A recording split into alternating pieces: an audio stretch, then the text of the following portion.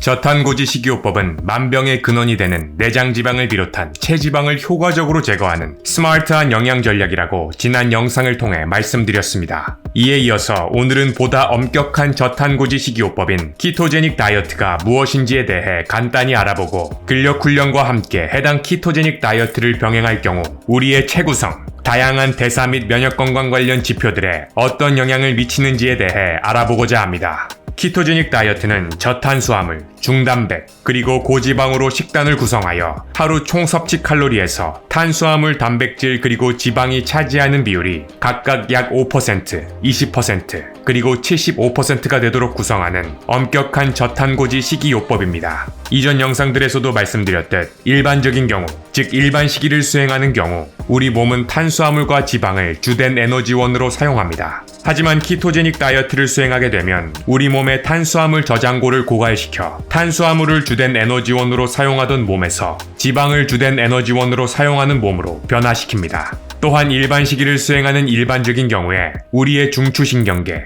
즉 뇌는 탄수화물이 분해된 형태인 포도당만을 에너지원으로 사용하는 특이성을 지닙니다. 이렇게 뇌가 에너지원으로 포도당만을 사용하는 이유는 포도당 이외의 여러 다른 물질들이 뇌로 유입되는 것을 막으므로 뇌를 보호해주는 매우 중요한 필터, 즉 Blood-Brain Barrier라는 혈액-뇌 장벽이 존재하기 때문입니다. 따라서 이러한 혈액-뇌 장벽은 비교적 입자가 큰 유리지방산 또한 뇌로 유입되는 것을 막기 때문에 뇌는 오로지 탄수화물이 잘게 분해된 형태인 포도당만을 에너지원으로 사용하게 됩니다. 많은 분들이 키토제닉 다이어트에 대해 오해하는 이유가 바로 이 부분입니다. 즉 키토제닉 다이어트를 시작한 후 며칠이 지나면 우리 몸에 저장된 뇌의 주된 에너지원인 탄수화물이 고갈되기 때문에 우리 뇌는 스트레스를 받고 나아가 여러 관련 문제들이 발생할 것이라고 여기는 것입니다. 하지만 우리 몸은 그렇게 단순하게 작동하지 않습니다. 즉 하나님은 우리 몸을 매우 복잡하고 정교하며 경이롭게 만드셨기 때문에 탄수화물을 섭취하지 않아도 뇌에 에너지를 공급할 수 있도록 우리를 만들어 놓으셨습니다.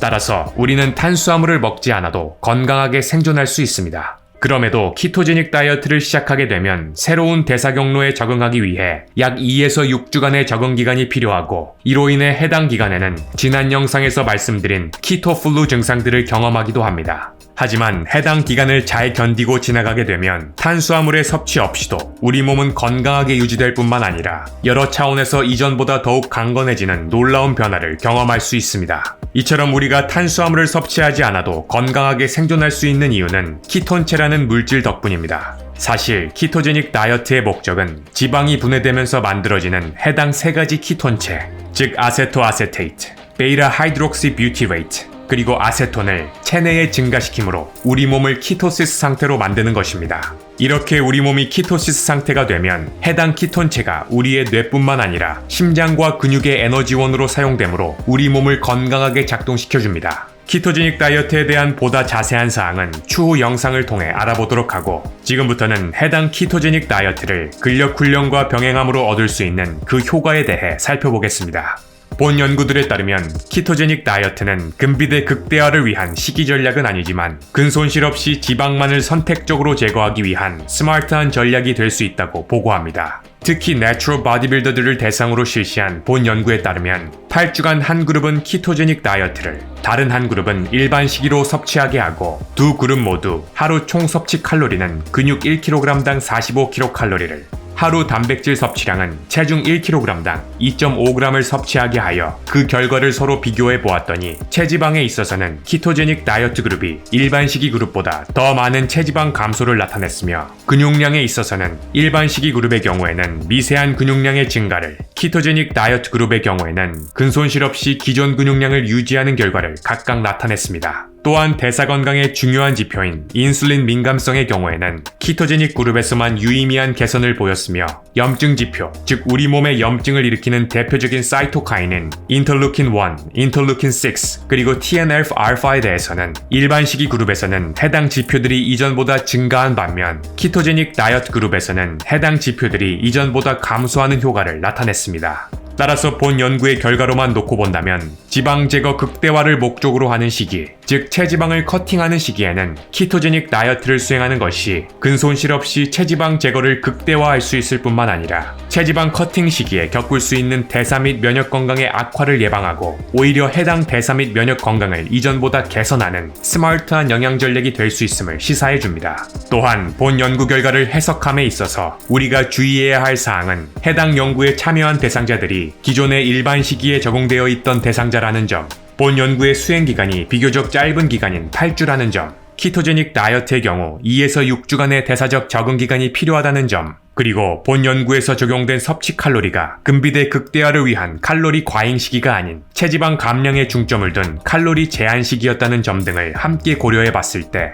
키토제닉 다이어트의 근비대 효과 및 기타 여러 효과들이 충분히 나타나지 않았을 가능성이 존재합니다. 따라서 키토제닉 다이어트를 수행하더라도 칼로리 제한 수준이 아닌 칼로리 과잉 수준으로 총 섭취 칼로리를 섭취할 경우 효과적인 근비대 달성이 가능하다는 점, 그리고 각각의 식이요법에 대한 개인차가 존재한다는 점 등을 종합적으로 고려하면 본 연구의 결과만을 놓고서는 근비대의 효과에 있어서 키토제닉 다이어트와 일반 식이 둘 중 무엇이 더욱 우월한가에 대해서는 판단할 수 없습니다. 그럼에도 본 연구를 통해 우리가 얻을 수 있는 교훈은 키토제닉 다이어트는 지방 제거 극대화를 목적으로 하는 시기, 즉 체지방 커팅 시기에 근손실을 최소화하며 지방 제거를 극대화하는 데 효과적이고 해당 시기에 주로 발생하는 대사 및 면역 건강의 저하를 예방할 뿐만 아니라 오히려 이전보다 더욱 개선할 수 있는 스마트한 영양 전략이 될 수 있다는 것입니다. 본 영상을 시청하시는 모든 분들이 키토제닉 다이어트를 통해 지방 제거를 극대화하실 뿐만 아니라 기타 수많은 유익들을 함께 누리시기를 소망합니다.